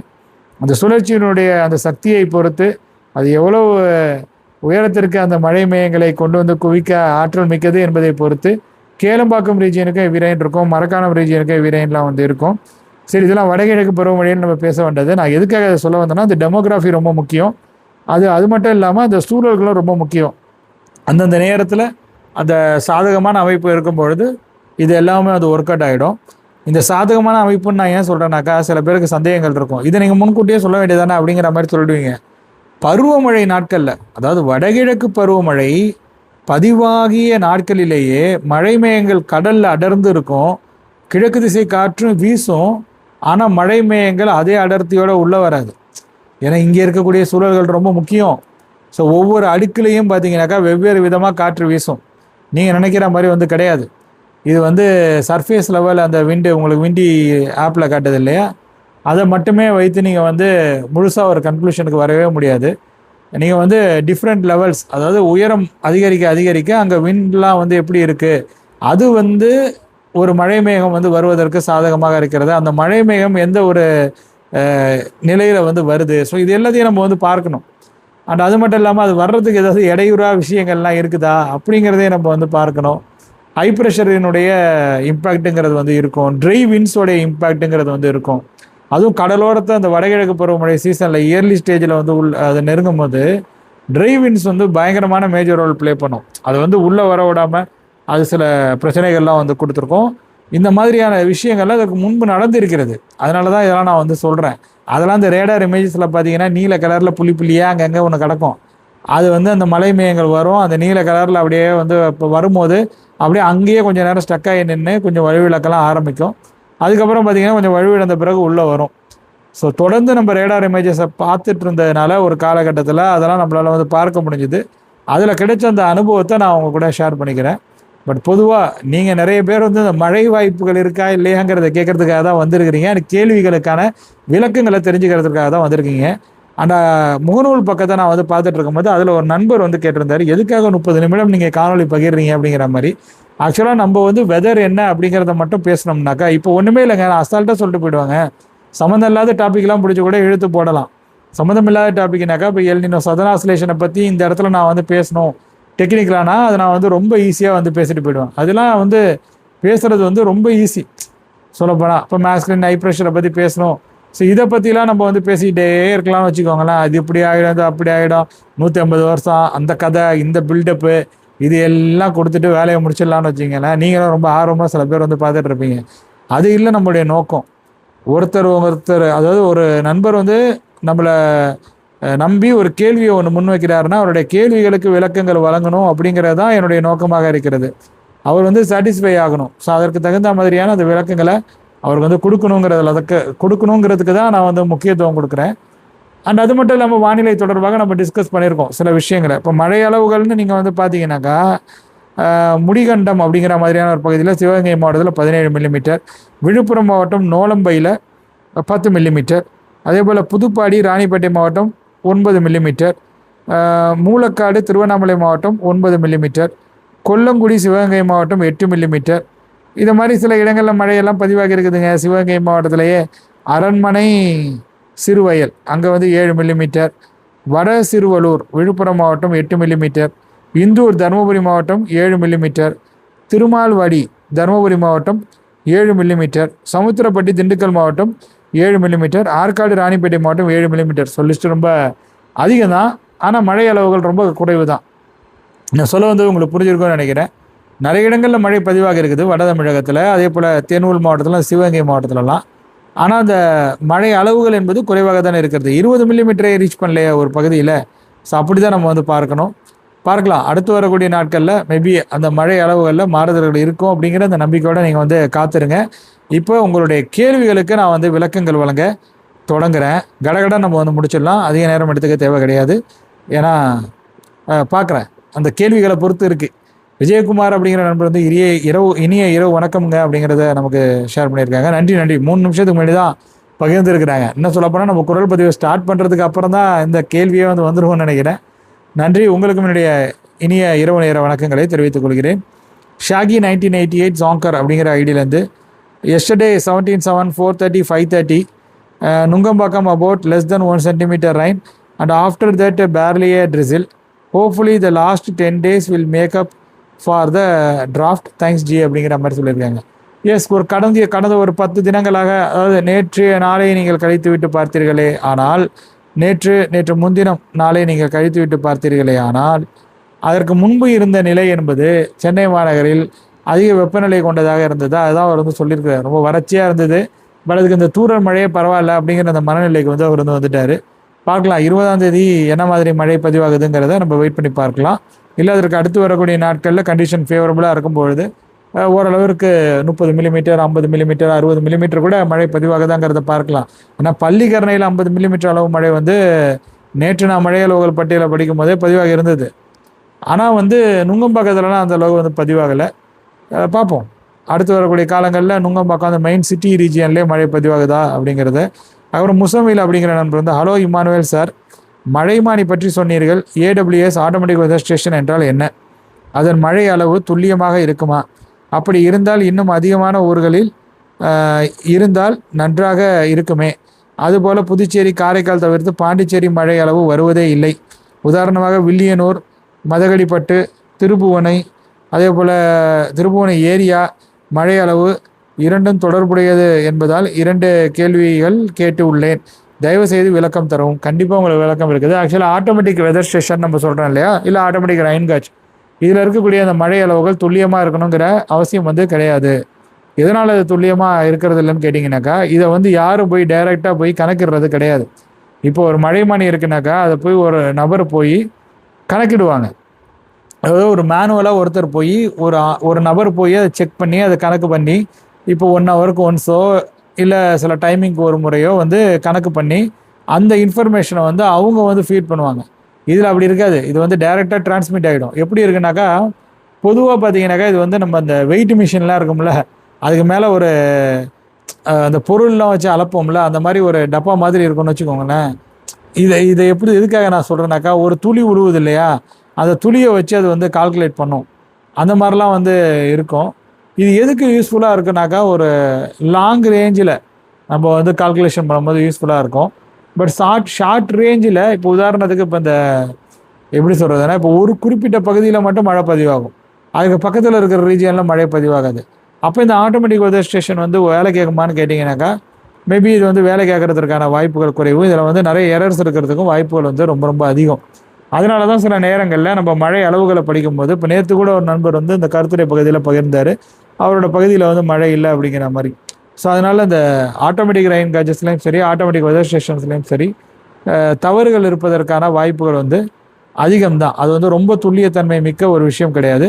ஆனாலும் இது பயன்படக்கூடிய ஒரு விஷயம். இப்போ உதாரணத்துக்கு ஒரு காட்டு பகுதியில் கொண்டு போய் நம்ம அந்த ஒரு ஆட்டோமேட்டிக் வெதர் ஸ்டேஷனை வச்சோம்னாக்கா அது யூஸ்ஃபுல்லாக இருக்கும். இப்போ அதில் போய் தினமும் போய் ஒருத்தர் போய் அந்த மழை அளவுகளை போய் எடுக்கணுங்கிறது சாத்தியமற்ற ஒன்றாக இருக்கிறது இல்லையா. ஸோ அத்தனை நபர்களை நீங்கள் பணி நியமனம் பண்ணணும் ஒரு மழைமானி வச்சு. அண்ட் அது மட்டும் இல்லாமல் இதை பற்றி பேசணும்னா இதுவே ஒரு தனி அரசியல். சில மாநிலங்களில், உதாரணத்துக்கு கர்நாடக மாநிலத்தில் கிட்டத்தட்ட அப்ராக்சிமேட்டாக 2000 ஆட்டோமேட்டிக் வெதர் ஸ்டேஷன்ஸ் இருக்குது. அந்த 2000 ஆட்டோமேட்டிக் வெதர் ஸ்டேஷன்ஸில் இருக்கக்கூடிய அந்த டிவைசஸ் அந்த அளவுக்கு பெர்ஃபெக்டாக ஒர்க் ஆகலை அப்படிங்கிற மாதிரி தெரியுது. ஸோ அந்த மாதிரி தமிழகத்துலேயும் இருக்குது. சில இடங்களில் பார்த்தீங்கன்னாக்கா அந்த ஆட்டோமேட்டிக் வெதர் ஸ்டேஷன்ஸ் ப்ராப்பராக ஒர்க் ஆகிறது கிடையாது. மெயின்டெனன்ஸ் இஷ்யூஸ்லாம் இருக்குது. அதுக்கே நம்மள்ட்ட ஆள் கிடையாது. 3 மாதத்துக்கு ஒரு தடவை, 1 மாதத்துக்கு ஒரு தடவை போய் அதை பார்க்குறதுக்கே ஆள் கிடையாது. அதில் என்ன பழுதுங்கிறத பார்த்து அதை கண்டுபிடிச்சி அதை நீக்கிறதுக்கே நம்மள்ட்ட பற்றாக்குறை இருக்குது. இதில் தினமும் போய் கணக்கெடுக்கிறதுலாம் வாய்ப்பு ரொம்ப கம்மி. ஸோ அதனால் இது எதுக்கு யூஸ்ஃபுல்லாக இருக்குனாக்கா, சில நேரங்களில் சில கண்டிஷன்ஸுக்கு யூஸ்ஃபுல்லாக இருக்கும். பட் எல்லா நேரத்துலையும் இது ஒர்க் அவுட் ஆகாது. இப்போ ஒரு இயர்லி ரெயின்ஃபால், இப்போ ஒரு பகுதியில் எத்தனை நாள் மழை பதிவாக இருக்குது அப்படிங்கிறத தெரிஞ்சுக்கிறதுக்கு வேணால் அதை நம்ம பயன்படுத்திக்கலாம். ஸோ அப்படி வேணால் நம்ம எடுத்துக்கலாம். மற்றபடி சில நேரங்களில் இப்போ உங்கள் ஊரில் நல்ல மழை பெய்யுதுன்னு வச்சுப்போமா, அப்போ ஆட்டோமேட்டிக் வெதர் ஸ்டேஷனுடைய அந்த மழை அளவுகளை வச்சு இந்த அளவுக்கு மழை பதிவாக இருக்கலாம் அப்படிங்கிறத நம்ம தெரிஞ்சுக்கலாம். அது சில நேரங்களில் ஒர்க் அவுட் ஆகும். பட் எல்லா நேரங்கள்லையும் இது ஒர்க் அவுட் ஆகணுங்கிற அவசியம் கிடையாது அப்படிங்கிறத இங்கே நான் உங்கள் கூட ஷேர் பண்ணிக்கிறேன். அண்டு வேறு என்ன சொல்லணும் இதை பற்றி, அவ்வளோதான். அப்புறம் இந்த பாண்டிச்சேரியில் ஏன் பிற பகுதிகளின் மழை அளவுகள் கிடைக்க மாட்டேங்குது அப்படிங்கிற மாதிரி கேட்டிங்கனாக்கா, பாண்டிச்சேரி எப்போவுமே ஒரு வினோதமான ஒரு இதுங்க. அது எப்படி சொல்கிறதுனா, இப்போ நம்ம தமிழ்நாட்டில் பேரிடர் மேலாண்மை ஆணையம்னு ஒன்று இருக்குது. அங்கேயும் பேரிடர் மேலாண்மை ஆணையம்னு ஒன்று இருக்கும். அந்த பேரிடர் மேலாண்மை ஆணையத்தினுடைய அந்த பணி என்னங்கிறது இது வரைக்கும் தெரியாமையே இருக்குது. அதாவது பேரிடர் காலத்தில் அவங்க ஹெல்ப்ஃபுல்லாக இருப்பாங்க, ஓகே, அதெல்லாம் நான் சொல்ல. இந்த புதுச்சேரியில் டெப்புடேஷன் சில விஷயங்கள் இருக்குது. அதாவது ஏகப்பட்ட பஞ்சாயத்துங்க, இத்தனை ஐஏஎஸ் ஆஃபீஸர் இருக்காங்க அப்படிங்கிற மாதிரி சிஎம்ஏ சொல்லியிருக்கிறாரு. ஏதோ ஒரு பேச்சுவார்த்தை எப்போ ஏதோ ஒரு எம்எல்ஏ கேட்டப்போ சிஎம் சொன்னார், அதிக ஐஏஎஸ் ஆஃபீஸர்ஸ் இருக்கிறது அங்கே பிரச்சனைகளாக இருக்குது அப்படிங்கிற மாதிரி அவர் சொல்லியிருக்காரு. பக்கத்தில் இருக்கிற ஒரு பெரிய டிஸ்ட்ரிக்டில், கடலூர் மாதிரியான ஒரு டிஸ்ட்ரிக்டில் ஒரே ஒரு ஐஏஎஸ் ஆஃபீஸர் தான் இருக்கார், மாவட்ட ஆட்சியராக இருக்கிறாரு. அங்கே பணிகள்லாம் சிறப்பாக நடக்குது. அதாவது ஒரு ஸ்கீம், அந்த பப்ளிக் இஷ்யூ ஸ்கீம் இருக்கு இல்லையா, பப்ளிக் இஷ்யூன்னு ஐயோ பப்ளிக் இஷ்யூன்னா சில பேருக்கு ஸ்டாக் மார்க்கெட் ஞாபகம் வந்து, இல்லை அப்படி கிடையாது. இந்த ரேஷன் கடையில் பொருட்கள் வழங்குறது, இல்லை நலத்திட்டங்கள் வழங்குறது, ஸோ அந்த மாதிரியான விஷயங்கள்லாம் இருக்குது இல்லையா, அதெல்லாம் அங்கே ரொம்ப முறையாக நடக்குது. பாண்டிச்சேரியில் அந்த அளவுக்கு முறையாக நடக்கிறது இல்லையே அப்படிங்கிற மாதிரி அவர் ஏதோ கேள்வி எழுப்பும்போது, அப்போ இப்போதைய புதுச்சேரி சிஎம் வந்து அந்த ஒரு ஆன்சர் சொன்னதா நான் கேள்விப்பட்டேன். செய்தி ஊடகங்களின் வாயிலாகவும் சரி, யூடியூப் சேனல்களின் வாயிலாகவும் சரி, எனக்கு அந்த தகவல் வந்து தெரிய வந்தது. அது ஒரு புறம் இருக்க, இங்கே வந்து இந்த டெபுடேஷன் ஒரு விஷயம் ஒன்று இருக்குது. இப்போ நீங்கள் வந்து பார்த்தீங்கன்னா, இப்போ இந்த எலெக்ஷன் டியூட்டிலாம் போடுவாங்க. எலெக்ஷன் டியூட்டிலே பார்த்தீங்கன்னா, மேஜிஸ்ட்ரேட்டுன்னு சொல்லிட்டு யாருக்கு கொடுப்பாங்கனாக்கா, லெக்சரருக்கு, ப்ரொஃபஸருக்கு, எல்லாருக்கும் மேஜிஸ்ட்ரேட்டுன்னு போட்டு அந்த நேரத்தில் போட்டு டியூட்டி தூக்கி போடுவாங்க. இந்த எப்படி சொல்கிறது, இந்த ரீஜனல் ஆஃபீஸர்னு போடுவாங்கள்ல, இந்த எலெக்ஷன் டியூட்டி அப்போலாம். அப்போ இதில் எவ்வளோ குழப்பங்கள் இருக்குது. அது மாதிரி வந்து பார்த்தீங்கன்னா, இப்போ இந்த ஊரில் ஒரு கவர்மெண்ட் ஹாஸ்பிட்டல் இருக்கும். அங்கே இருக்கிற டாக்டர் போஸ்டிங் போட்டிருப்பாங்க. அந்த டாக்டர் வந்து டெபுடேஷனில் பாண்டிச்சேரியில் ஒர்க் பண்ணிட்டு இருப்பார். இதுக்கு முன்னாடிலாம் ரொம்ப மோசமாக இருக்குங்க. அந்த கதையெல்லாம் கேட்டிங்கனாக்கா வந்து நீங்களாம் வந்து தமிழ்நாட்டில் எவ்வளவோ நல்ல விஷயங்கள்லாம் நடந்திருக்கே அப்படிங்கிற மாதிரி கூட நீங்கள் வந்து நினைப்பீங்க. நான் இதை வந்து முழுமையாக நான் வந்து இதுவாக சொல்ல, அங்கே இருக்கக்கூடிய அந்த விஷயங்கள் வந்து நீங்கணும். இப்போ அது ஒரு சிறிய பகுதி, அதற்கு வந்து நிதி ஓரளவுக்கு வந்து கிடைக்குது. ஆனால் அந்த தன்னிச்சையாக அந்த நிதியை அடைகிற அளவிற்கு அங்கே வந்து சில விஷயங்கள் வந்து கிடையாது. டூரிசம் தான் அங்கே வந்து மெயின். டூரிசம் இல்லாமல் பார்த்தீங்கன்னாக்கா இண்டஸ்ட்ரீஸ்லாம் இப்போ தான் தொழில் பூங்கா அமைக்கிறதுக்கெலாம் வந்து பாண்டிச்சேரியிலே வந்து பர்மிஷன்ஸ் வந்து கிடச்சிருக்குது. ஸோ அதை யூஸ் பண்ணி நிறைய நிறுவனங்கள் வந்துனாக்கா மேபி அதன் மூலயமா வந்து வருவாயெல்லாம் வந்து வரும் ஓரளவிற்கு. இதெல்லாம் வந்து அப்புறமே நடக்கிறது. அப்புறம் பப்ளிக்கோட அந்த இந்த டாக்ஸ் கலெக்ஷன்லேயே பார்த்தீங்கன்னா ஏகப்பட்ட பிரச்சனைகள் வந்து இருந்தது. இதெல்லாம் உங்களுக்கு தெரியாது இல்லை. புதுச்சேரியிலேருந்து நீங்கள் அந்த கேள்வியை கேட்டிங்கன்னா உங்களுக்கே வந்து தெரிஞ்சிருக்கும். இப்போ இந்த மழை அளவுகளுக்கும் ஏன் மற்ற பகுதிக்கெல்லாம் வரமாட்டேங்குது அப்படிங்கிறது நீங்கள் கேட்குறதுக்கு இதுக்கான தொடர்பு இருக்குன்னு கேட்டிங்கன்னா, இங்கே அப்படி தான். இங்கே எதுவும் வந்து ப்ராப்பராக வந்து நடக்கிறது கிடையாது. ஏன் இவங்களுக்கு வந்து புதுச்சேரி டிசாஸ்டர் மேனேஜ்மெண்ட் அத்தாரிட்டி இல்லை ஏதாவது ஒரு இணையதளம், இந்த புதுச்சேரியினுடைய கிளைமேட் தொடர்பான ஒரு இணையதளம் ஆரம்பித்து அதில் மழை அளவுகளை வந்து போடுறதுக்கு உங்களுக்கு எவ்வளோ நேரம் ஆகும் சொல்லுங்கள். அதை பண்ண முடியாது, அதை பண்ண மாட்டாங்க. இங்கே எல்லா விஷயமும் இப்படி தான் வந்து நடக்கும். புதுச்சேரி மாநிலத்தை பொறுத்த வரைக்கும் நம்ம வேணால் உட்காந்துட்டு பெருமையாக வந்து பேசிக்கலாம். அந்த மாதிரி பெருமையாக பேசுகிறாங்க தெரியுமா? அதாவது ஒருத்தருக்கும் அவங்களுடைய அந்த ஊரின் மேலேயும் அந்த நகரின் மேலேயும் ஒரு பற்றுதல் இருக்கும். எங்கள் ஊர் சிறந்த ஊருன்னு சொல்லுவாங்க. அது ஒரு வகை. இது வந்து ஒரு கட்டத்துக்கு மேலே போகக்கூடாது அப்படிங்கிற மாதிரி நான் விரும்புகிறேன். உன் ஊரில் பிரச்சனை இருந்ததுன்னா அதை நீ வந்து கேளு. உன் ஊரில் என்ன பிரச்சனைன்னு உனக்கு தெரியும்ல. நீ வீடியோ போட்டுட்டு இருக்கல யூடியூப்பில், நீ ஏன் வந்து யூடியூப்பில் வந்து வீடியோ போடுற? நான் கேட்குறேன். நான் இப்போ இன்ஸ்டாகிராம்லேயோ யூடியூப்லேயோ புதுச்சேரியை வந்து நீ வந்து வகை வகையாக பிடிச்சி வீடியோ போட்டுட்ருக்கிற, புதுச்சேரியில் நடக்கிற விழாக்களை வீடியோ போடுற. ஆனால் அங்கே நடக்கிற கடை திருவிழாவுக்கு அந்த கடைக்காரன்ட்ட காசு வாங்கிட்டு போய் வீடியோ போட்டுட்ருக்க. நீ இப்படி சுற்றிட்டு இருக்கிறதுக்கு காரணம் என்ன? அதை முதல்ல சொல்லு. உனக்கு இதை பிடிச்சி பண்ணுறியா அப்படிங்கிறது இருக்குது. சில பேருக்கு இது பிடிச்சி பண்ணக்கூடிய அந்த இன்ட்ரெஸ்ட் வந்து இருக்கும். எனக்கே பார்த்தீங்கன்னா அந்த மாதிரி இதை ட்ராவல் பண்ணுறது, இதெல்லாம் வீடியோ எடுத்து போடணுன்னு ஆசை. ஆனால் ஒரு நயா பைசா கூட நான் அவன்கிட்டையும் வாங்கினது கிடையாது. எந்த ஒரு கடைக்கு போனாலும் காசை கொடுத்துட்டு வருவேன். அவங்களே வந்து முடிப்பாங்க சில நேரம். சில பேர்லாம் என்கிட்ட வந்து காசு வந்து அப்புறம் பார்த்துக்கலாம் அப்படிம்பாங்க. நான் கையில் எவ்வளோ வேணும் உனக்கு அப்படின்ட்டு நான் காசை கொடுத்துட்டு தான் நான் வந்திருக்கேன். ஸோ நான் வந்து அந்த மாதிரிலாம் வந்து பண்ணது கிடையாது. பட் இது வந்து இன்ஃப்ளூயன்சர் மார்க்கெட்டிங் அப்படிங்கிற பேரில் பசங்களாம் வந்து பண்ணிகிட்ருக்காங்க. இன்ஸ்டாகிராமில் நிறைய பேர் அந்த மாதிரி பண்ணிகிட்டு இருக்கிறத என்னால் பார்க்க முடியுது. இப்போ இவங்கெல்லாம் வந்து போகிறாங்க இல்லையா, இதுக்கெல்லாம் காரணம் என்ன அடிப்படை அப்படிங்கிற மாதிரி கேட்டிங்கனாக்கா, அவங்கள சரியாக வந்து எப்படி சொல்கிறது, அவங்களுக்கு சேர வேண்டிய எந்த விஷயமும் அவங்களுக்கு வந்து சேரலைங்கிறது தான் அதுக்கு உண்மை. ரெக்ரூட்மெண்ட் போடுறதே வந்து என்ன சரியாக நடக்குதா, இல்லை அந்த ரெக்ரூட்மெண்ட் போடுறதுல ஏஜ் ரிலாக்ஸேஷன் ஏதாவது இருக்குதா? நீங்கள் என்னமோ வந்து ஆண்டாண்டு காலமாக ரெக்ரூட்மெண்ட் கடந்த 5 வருஷத்தில் எத்தனை பேரை நீங்கள் உள்ளெடுத்தீங்க, இதை கணக்கில் கேட்கணுமா இல்லையா? நீங்கள் வந்து 10 வருஷத்துக்கு முன்னாடி ஒரு போஸ்ட்டுக்கு ரெக்ரூட்மெண்ட் போடுறீங்க, அதுக்கப்புறம் 10 வருஷம் கழிச்சு அதே போஸ்ட்டுக்கு ரெக்ரூட்மெண்ட் போடுறீங்க. அப்போ 10 வருஷத்துக்கு முன்னாடி ஒருத்தன் எக்ஸாம் எழுதி பாஸ் ஆகலைன்னா, அதாவது 25 வயசு இருக்கிறவன் எக்ஸாம் எழுதி பாஸ் ஆகலைனாக்கா அவனுக்கு இப்போ 35 வயசாக இருக்கும். ஒருவேளை 35 வயசு இருக்கிறவனுக்கு தான் 35 வயசு தான் ஏஜ் ரிலாக்ஸேஷன், 35 வயசுல அவன் எக்ஸாம் எழுதி பாஸ் ஆகலைனாக்கா இப்போ இன்னைக்கு 45 வயசு இருக்கும் இல்லையா? அப்போ அவனோட ஏஜ் லிமிட்டே முடியுது இல்லையா? அப்போ கவர்மெண்ட் ஒரு நல்ல ஒரு கவர்மெண்ட் என்ன பண்ணணும்? நியாயமாக ஏஜ் ரிலாக்ஸேஷன்ஸை நிறைய வந்து கொடுக்கணும். இது வந்து உண்மை. இனிமேல் நான் போய் எக்ஸாம் எழுதி அந்த கவர்மெண்ட்டில் போய்லாம் சேர போகிறது கிடையாது. அந்த மாதிரியான எந்த ஒரு எண்ணமும் என்கிட்ட வந்து கிடையாது. ஆனால் நான் சொல்ல வர்றது என்னென்னா, அப்படி தான் வந்து ஒரு கவர்மெண்ட் வந்து செயல்படணும். நம்ம வந்து நல்லது செய்யலை மக்களுக்கு அதை வந்து அவங்க வந்து ஒத்துக்கணும். அரசியல் வந்து அப்படி தான் வந்து நடக்குதுன்னு வச்சுக்கோங்களேன். சில விஷயங்களை உங்களால் செய்யணும்னு நினச்சாலும் செய்ய முடியாமல் கூட இருக்கலாம். நான் வந்து தவறுகளை சுட்டி காட்ட விரும்புகிறேன். நான் வந்து சும்மா ஜால்ரா தட்டிட்டுலாம் இருக்க விரும்பலை. புதுச்சேரி அழகான நகரம், நீங்கள் வீடியோ போட்டுக்கோங்க. இது வந்து டூரிஸ்ட், நீங்கள் நல்லா வீடியோ போடுறீங்க, டூரிஸ்ட் வராங்க. டூரிஸ்ட் எதுக்காக வராங்கன்னு தெரியும். இங்கே வந்த பிறகு இவ்வளோ கூட்டத்தை தாங்க முடியலன்ட்டு நீங்கள் தான் புலம்புறீங்க. புதுச்சேரி மக்களே நான் வந்து கேட்குறேன், இதே நிலைமை காரைக்காலுக்கும் வர்றதுக்கு ரொம்ப நாள்லாம் ஆகாது. இதே மாதிரியான அந்த நிர்வாக இருந்து இதே மாதிரி எந்த கட்டமைப்பில் மாற்றங்கள்லாம் ஏற்படாமல் இருந்ததுனாக்கா காரைக்கால்லையும் இதே மாதிரி பல சிக்கல்கள் வந்து வரதான் போகுது ஃப்யூச்சரில். இப்போ இருக்கிற அந்த கண்டிஷன்ஸை வச்சுட்டு இனி டெவலப் பண்ணுறக்கூடிய அந்த இடங்கள்லாம் ஓரளவுக்கு கொஞ்சம் மாற்றி அமைக்கணும். இன்னும் காரைக்கால் மாதிரியான ஏரியாவுக்கெல்லாம் பெரிய அளவுக்கு டெவலப்மெண்ட் வரல. அப்போ காரைக்காலை நீங்கள் இப்போ கன்ஸ்ட்ரக்ட் பண்ணும் போதே ஒரு தொலைநோக்கு பார்வையுடன் கன்ஸ்ட்ரக்ட் பண்ணணும். புதுச்சேரி இப்போ இவ்வளோ பிரச்சனையில் வந்து இருக்குது. வீக்கெண்ட் ஆனால் வந்து சமாளிக்க முடியல, கூட்டம் வருது, பார்க்கிங்க்கு இடம் இல்லை, இந்த மாதிரி ஏகப்பட்ட சிக்கல்கள் இருக்கிறத நம்மளால் பார்க்க முடியுது. ஸோ இந்த வெதர் ரிலேட்டட் விஷயங்களுக்கும் இதுக்கு தொடர்பு இருக்கான்னு கேட்டிங்கன்னா சத்தியமாக இருக்குது. இது எல்லாம் ஒன்றோட ஒன்று பிணைந்தது. இதுக்கு நான் வந்து அரசாங்கத்தை தான் குறை சொல்கிறேன் அப்படிங்கிறது தான் நிதர்சனமான உண்மை. வேறு எதுவும் கிடையாது. உண்மையை மனசில் பட்டதை நான் வந்து ஓப்பனாக சொல்கிறேன். எனக்கு வந்து நான் பிறந்த என்னுடைய அந்த யூனியன் பிரதேசம் வந்து நல்லா இருக்கணும், அங்கே இருக்கிற மக்கள் எல்லாம் சந்தோஷமாக இருக்கணும், அது வந்து இந்தியாவுக்கே முன்மாதிரியாக இருக்கணும் அப்படிங்கிற அந்த எண்ணம்லாம் இருந்தது. ஒரு காலத்தில் அதற்கான சந்தர்ப்பமும் இருந்தது. மத்திய அரசு கூட கொஞ்சம் இணக்கமாக இருந்தாங்க.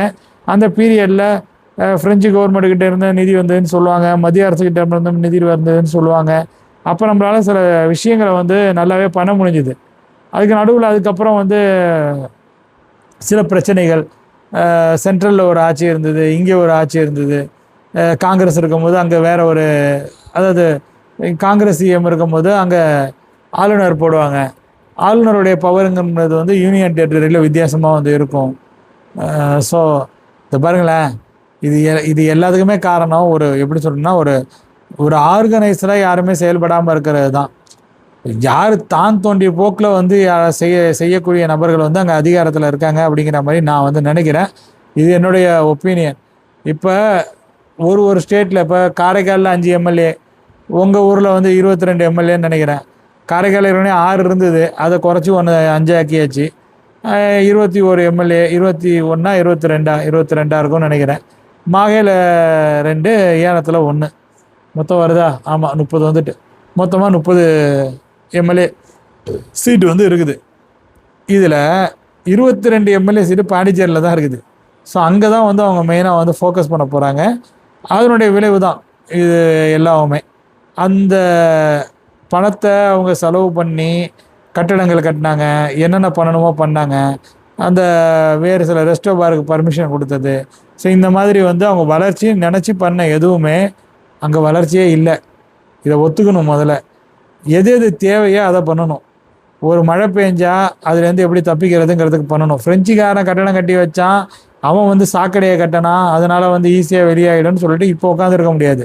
ஃப்ரெஞ்சுக்காரன் என்ன வந்து வில்லியனூர் வரைக்கும் போய் பில்டிங்காக கட்டி வச்சான். நீங்கள் இப்போ வில்லியனூரில் எத்தனை பில்டிங் கட்டி வச்சுருக்கீங்க? அங்கே ஒரு கோயில் இருந்தது, கோயிலை சுற்றி 4 வீடு இருந்தது. இன்றைக்கி வந்து வில்லியனூர் பக்கம் போனாக்கா எங்கே பார்த்தாலும் கட்டடம் தான் இருக்குது. அங்கே இருந்த சில நீர்நிலைகள்லாம் நீங்கள் வந்து பிரச்சனை கொடுத்துட்டு இருந்தீங்க. அப்புறம் நண்பரும் நமக்கு ஒருத்தர் இருக்கார், அவர் வந்து அடிக்கடி சொல்லுவார், அங்கே ஏகப்பட்ட சிக்கல் இருக்குங்க, அங்கே விவசாயம் வந்து தனியாக வந்து நடந்துக்கிட்டு இருக்குது, அதற்கு சரியான வந்து இது கிடையாது. அந்த இடத்துல வந்து பாருக்கு பர்மிஷன் கொடுத்துருந்தாங்க. ஸோ இதெல்லாம் தவறு தானே. இந்த தவறை வந்து இளைஞர்கள் சுட்டி காட்டணும். நீ இன்ஸ்டாகிராம்லேயோ நீ வந்து யூடியூப்லேயோ அங்கே இருக்கிற லைட் ஹவுஸ் நீ ஃபோட்டோ பிடிச்சி போடுறது, லைட் ஹவுஸுக்கு பர்மிஷன் கொடுக்கறது, அது என்ன உனக்கு அதில் என்ன பெருமை இருக்குது? உன் ஸ்டேட் வந்து இந்த அளவுக்கு, அதாவது நீ பிறந்த ஒரு ஊர் வந்து இந்த மாதிரி வந்து கொஞ்சம் கொஞ்சமாக வந்து பால்பட்டுக்கிட்டு இருக்கு.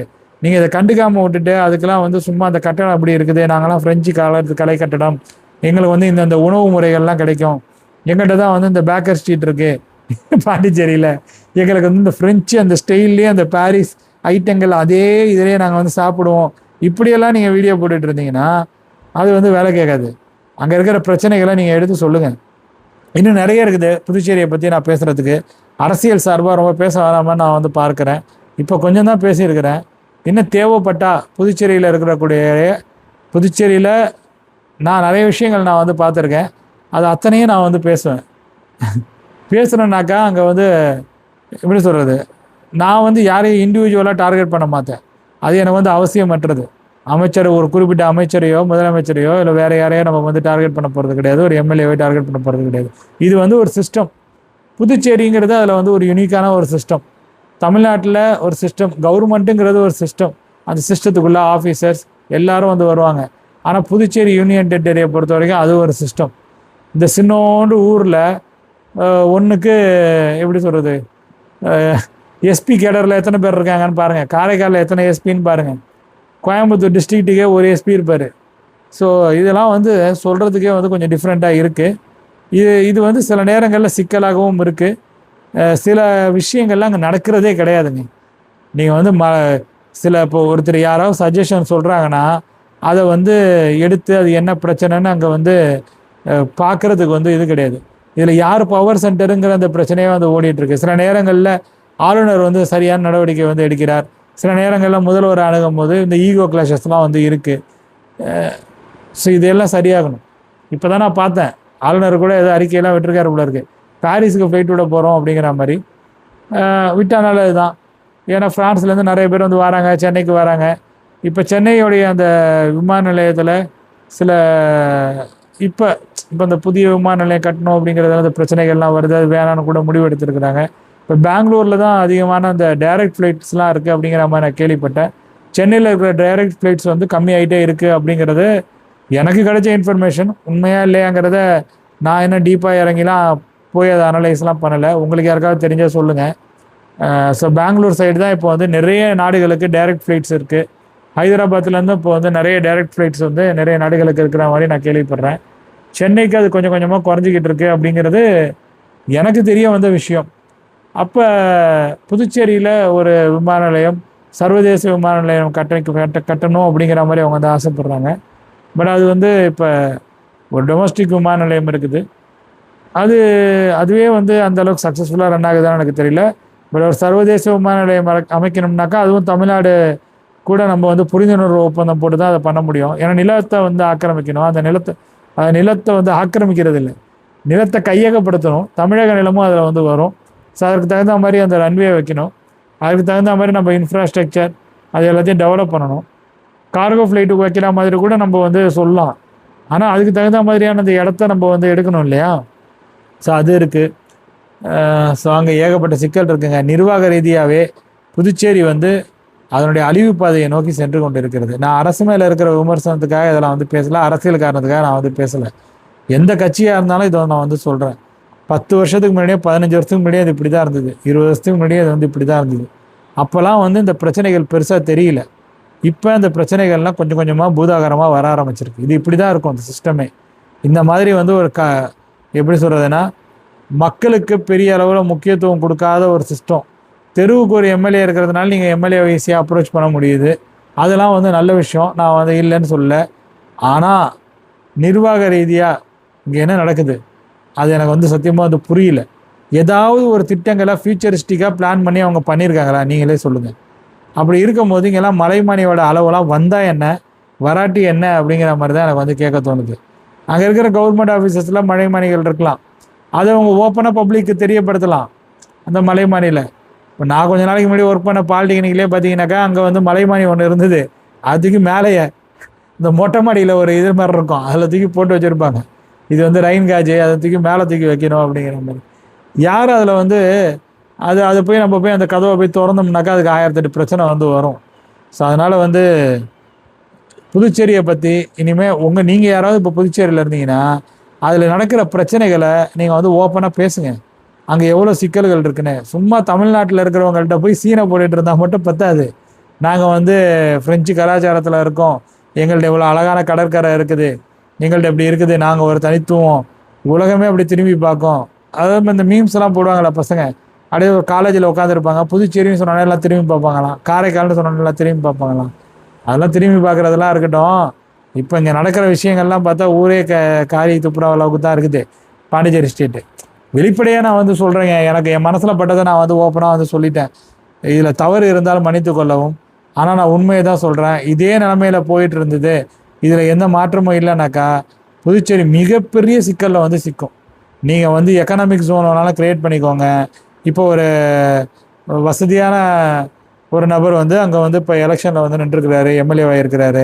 அவர்கிட்ட இருந்து அவர் நினைச்சா அவரே சொல்லியிருக்காரு, நானே 98 கோடி புதுச்சேரி பட்ஜெட்டை வந்து வருஷத்துக்கு நானே கொடுத்துருவேன் அப்படிங்கிற மாதிரி வந்து கூட அவர் சொன்னதாக நான் வந்து கேள்விப்பட்டேன்.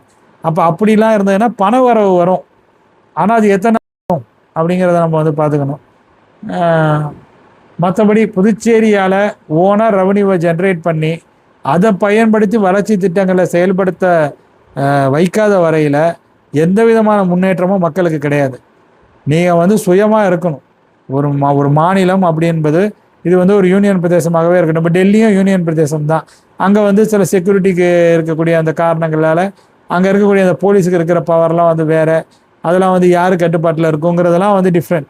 பட் இங்கே நீங்கள் 30 எம்எல்ஏ வச்சுருக்கிறீங்க. இங்கே உங்களுடைய வருமானம் எவ்வளவு, அந்த வருமானத்திற்கு ஏற்றது போல் நீங்கள் செலவு செய்கிறீர்களா, அல்லது உங்களுடைய வருமானத்தை பெருக்குவதற்காக நீங்கள் என்ன நடவடிக்கை எடுத்திருக்கிறீர்கள், அதை நான் வந்து கேட்டுக்க விரும்புகிறேன். அண்ட் அது மட்டும் இல்லாமல் இந்த மழைமணி அளவு இந்த மாதிரியான விஷயங்கள் அண்டு நடக்கக்கூடிய விஷயங்களை ஓப்பனாக டிரான்ஸ்பரண்ட்டாக கொஞ்சம் கொடுக்கறதுக்கு ட்ரை பண்ணுங்க ஐயா. ஏன்னா நான் ஆர்டிஐ வந்து சென்ட்ரல் கவர்மெண்ட்டுக்கு போட்டால் கூட அவன் எனக்கு அனுப்புகிறான் பதில். இது பிஎம் ஆஃபீஸுக்கு நான் அனுப்பிவிட்ருக்கேன் சில கடிதங்கள், நான் வந்து சில தகவல்கள் கேட்டு அந்த இதுக்கு எனக்கு ஆன்சர் பண்ண முடியாதுன்னு சொல்லி அனுப்புவாங்க. அதுக்கப்புறம் நான் வந்து மறுபடியும் வந்து ரிக்வஸ்ட் பண்ணி சில இதெல்லாம் அனுப்பும்போது அப்போ இது வந்து வராது, இதுக்கு தனியாக சர்டன் டிபார்ட்மெண்ட் இருக்குது, அதை நீங்கள் அணுகுங்கன்னு நான் வந்து பார்த்துருக்கேன். ஏஐசிடிக்கு நான் ஈஸியாக நான் வந்து ஒரு 10 ரூபா கட்டி ஆன்லைனில் என்னால் ஒரு ஆர்டிஐ அனுப்ப முடியுது. அதுக்கு எனக்கு ஆன்சர் வந்து வீட்டுக்கு வந்து வந்துருக்குது. 10-15 வருஷத்துக்கு முன்னாடியே நான் வந்து சொல்கிறேன். இவ்வளோ விஷயங்கள்லாம் இருந்தது. ஆனால் புதுச்சேரி கவர்மெண்ட்டுக்கிட்ட நான் ஆர்டிஐ போடணுன்னா நான் போய் தொங்கிக்கிட்டு இருக்கணும். அந்த நிலைமையில தான் வந்து இருக்குது. இட் இஸ் வெரி வெரி டிஃபிகல்ட்டுங்க. அதை பற்றி சொல்கிறதுக்கு ஒன்றும் இல்லைங்க. கொஞ்சம் அக்கறையுள்ள நண்பர்களோடு சேர்ந்து இப்போ இருக்கக்கூடிய இளைஞர்கள், இன்ஸ்டாகிராமில் ரீல்ஸ் போடுற இளைஞர்கள், புதுச்சேரியின் பெருமையை நாங்கள் பறைசாற்றுகிறோம் அப்படி என்று சொல்லிக்கொண்டு வெற்றி விளம்பரம் செய்து கொண்டு இருக்கக்கூடிய அந்த இளைஞர்கள் புதுச்சேரியில் இருக்கக்கூடிய அந்த பிரச்சனைகளை கலைக்க, புதுச்சேரியின் வளர்ச்சியை உறுதி செய்ய அங்கே இருக்கக்கூடிய தலைவர்கள், அரசியல் தலைவர்கள் அனைவரையும் எப்படி சொல்கிறது, அவர்களினுடைய செயல்பாடு, அதாவது இந்த காலகட்டத்தில் எப்படியெல்லாம் மாறிக்கிட்டு இருக்கு அப்படிங்கிறத அவங்களுக்கு கொஞ்சம் எடுத்து சொல்லி அடுத்த கட்ட வளர்ச்சிக்கு புதுச்சேரியை கொண்டுட்டு போகிறதுக்கு நீங்கள் முயற்சி பண்ணுங்கள். நீங்கள் நினைக்கிறதெல்லாம் வளர்ச்சி கிடையாது. சென்னையே உங்களுக்கு ஒரு உதாரணமாக இருக்குது. பள்ளிக்கரணை எப்படி இருக்குது அப்படிங்கிறத பார்த்தாலே புதுச்சேரிக்கான வளர்ச்சி எப்படி இருக்கணுங்கிறத நீங்கள் உங்களால் டிசைட் பண்ணிட முடியும். இன்றைக்கி எம்ஆர்டிஎஸ் அந்த வேளச்சேரி ரயில்வே ஸ்டேஷனே அந்த ஏரிக்கு பள்ளிக்கரணை சதுப்பு நிலத்தில் தான் இருக்குது அப்படிங்கிறது நமக்கு வந்து தெரிய வருது. விஜயநகர் பஸ் ஸ்டாப் அங்கே தான் இருக்குது, அந்த ஜோனில் வருது அப்படிங்கிற மாதிரி சொல்லப்படுது. அப்போ நீங்கள் வளர்ச்சி என்ன பண்ண போகிறீங்க? நீங்கள் முதல்ல இயற்கை சார்ந்த இடங்களை பாதுகாத்து அதே சமயத்தில் வளர்ச்சிங்கிறத வந்து நீங்கள் எந்த ஃபீல்டில் கொண்டுட்டு போகிறீங்க அப்படிங்கிறத டிசைட் பண்ணி அதுக்கு தகுந்த மாதிரி வந்து போகணும். பெரிய பெரிய கட்டடம் 10 மணி கட்டடம் கட்டினா மட்டும் அது வளர்ச்சியே கிடையாது. அதை வந்து எப்படி கொண்டுட்டு போகணுமாவது அந்த சின்ன ஊரில் திட்டம் போட்டு அதை கொஞ்சம் நல்லா கொண்டுட்டு போக ட்ரை பண்ணிங்க. அப்படி தான் நம்மளால சொல்ல முடியும். ஏதோ என்னுடைய ஆதங்கத்தை நான் வந்து சொல்லிட்டேன். நீங்கள் அந்த சிம்பிளாக ஒரு கேள்வி தான் வச்சிங்க. ஆனால் இது எல்லாத்துக்கும் தொடர்பு இருக்குது. மொத்தத்தில் புதுச்சேரி என்பது நிர்வாக சீர்கேடு. அதை நான் வந்து இங்கே ஆணித்தரமாக அடித்து சொல்லிக்க விரும்புகிறேன். வேறு ஏதாவது உங்களுக்கு சந்தேகங்கள் இருந்தாலும் கேளுங்க. இன்னொரு சேனல் வேணாலும் ஆரம்பித்து புதுச்சேரியில் நடக்கிற ஒவ்வொரு விஷயமா நான் வந்து உங்கள் கூட நான் வந்து டிஸ்கஸ் பண்ணுறேன். என்னென்ன மாதிரியான பிரச்சனைகள்லாம் அங்கே இருக்குது, அடிப்படையிலே அங்கே வந்து பிரச்சனைகள் வந்து அதிகமாக இருக்குது. நம்ம வந்து குரல் கொடுத்தா தான் அங்கே எல்லாமே வந்து நடக்கும். கொஞ்சம் இயற்கையை அங்கே பாதுகாக்க சொல்லுங்கள். விநாயகர் மூர்த்தி அப்படிங்கிற நண்பர் வந்து அன்பு நண்பர் இம்மானுவேல் அவர்களுக்கு இனிய இரவு வணக்கம். விருதுநகர் மாவட்டம் ராஜபாளையம் சுற்று வட்டாரம் இன்று வானம் ஓரளவு மேகமூட்டத்துடனும் அப்பப்போ வெயிலும் மேற்கு திசை காற்றும் மிதமாக வீசுகின்றது. ஆனால் மழைக்கான எந்த அறிகுறியும் இல்லை நண்பரே, நன்றி வணக்கம்னு சொல்லியிருக்காங்க. அடுத்து வரக்கூடிய நாட்களில் பாருங்கள் கண்டிஷன்ஸ் கொஞ்சம் ஃபேவரபுளாக வர மாதிரி இருக்குது தென் உள் மாவட்டங்களுக்கும் தென் மாவட்ட மேற்கு பகுதிகளுக்கும். ஸோ அப்போது வந்து ஓரளவுக்கு மழை கிடைக்குங்கிற நம்பிக்கையோடு நீங்கள் வந்து காத்துருங்க. ஜெயகண்ணன் மருதூர் இனிய இரவு வணக்கம் சொல்லியிருக்காங்க. நன்றி உங்களுக்கும். சதீஷ் ராக்கி அவங்களும் குட் மார்னிங் தம்பி வணக்கம், உங்களுக்கும் என்னுடைய காலை வணக்கங்களை தெரிவித்துக் கொள்கிறேன். அதுக்கப்புறம் அருண் பி ஜவ்வாது மலைக்கு ரெயின் எப்போ வரும் சார்? இப்போ ஜவ்வாது மலைக்கு மழை பதிவாக இருக்கிற மாதிரி தானே நமக்கு இன்ஃபர்மேஷன் கிடைச்சிருக்குது. அடுத்தடுத்து வரக்கூடிய நாட்களிலும் மழையானது பதிவாகும். சேகர் அப்படிங்கிற நண்பர் வந்து நாமக்கல் மாவட்டத்தில் மழை இருக்கா சார்னு கேட்டிருக்காரு. இருக்குது, இந்த காணொலியிலே சொல்லியிருக்கிறேன். அடுத்து வரக்கூடிய நாட்களில் நாமக்கல் மாவட்டத்தில் மழையானது பதிவாகலாம். சீனிவாசன் அப்படிங்கிற நண்பர் வந்து பெரம்பலூர் மாவட்டம் மழை இல்லை அண்ணா அப்படிங்கிற மாதிரி சொல்லியிருக்காங்க. அதையும் நான் அந்த காணொலியிலே சொல்லியிருக்கிறேன். காணொலியை நீங்கள் கேட்டிருந்தீங்கன்னா உங்களுக்கு வந்து தெரிஞ்சிருக்கும். மழை வாய்ப்புகள் வந்து இருக்குது அடுத்து வரக்கூடிய நாட்களில். ஹாய் அண்ணா, தேன்கனி கோட்டை கிழக்கு நல்ல மழை அண்ணா அப்படின்னு சொல்லி சிவராஜ் சொல்லியிருக்காங்க. நானும் பார்த்தேன், கிருஷ்ணகிரி மாவட்டத்தில் சில இடங்களில் மென்ஷன் பண்ணி சொல்கிற அளவிற்கான மழை பதிவாக இருக்கிறது. ஸோ மகிழ்ச்சி, உங்கள் பகுதியில் மழை பதிவாக இருக்கிறது எங்களை தெரியப்படுத்திருக்கீங்க. உங்களுடைய தெரியப்படுத்தலுக்கும் நன்றி. நீங்கள் தெரியப்படுத்த விஷயத்தினால எனக்கும் மகிழ்ச்சி. மழை அங்கே பதிவாக இருக்குதுங்கிறது அந்த விஷயத்தை கேட்கும் போதே எனக்கு மகிழ்ச்சியாக இருக்குது. அதுபோல் ஜி மதிவானன் என்ன சொல்லியிருக்காங்கன்னா, வணக்கம் சார், திருச்சி மாவட்டம் முசிறி வட்டம் தின்னக்கோணம் ஜி மதிவானன், எங்கள் ஊரில் மழை இல்லை, எப்பொழுது மழை வரும் அப்படிங்கிற மாதிரி கேட்டிருக்காங்க. அதான் அப்கமிங் டேஸில் தான் நான் தான் சொல்லிட்டேன், அடுத்து வரக்கூடிய நாட்களில் இந்த சுற்றுலா கண்டிப்பாக மழையானது சில நேரங்களில் பதிவாகலாம். நீங்கள் நம்பிக்கையுடன் காத்துருங்க. பால்பாண்டி நிலக்கோட்டை ரைன் சார் அப்படிங்கிற மாதிரி சொல்லியிருக்காங்க.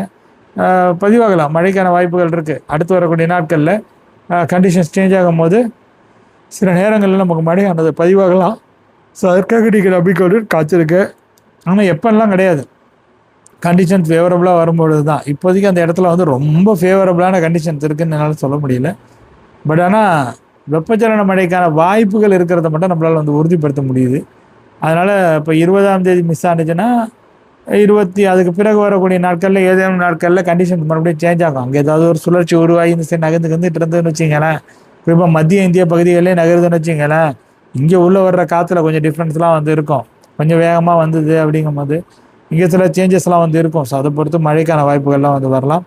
அதே போல் தான் அனந்தினி அப்படிங்கிறவங்க வந்து கரூர் மாவட்டம் மழை இருக்கா அப்படிங்கிற மாதிரி கேட்டிருக்காங்க. இருக்குது, வாய்ப்பு இருக்குது, அது சொல்லியிருக்கேன், அந்த வீடியோவிலே சொல்லியிருக்கிறேன்.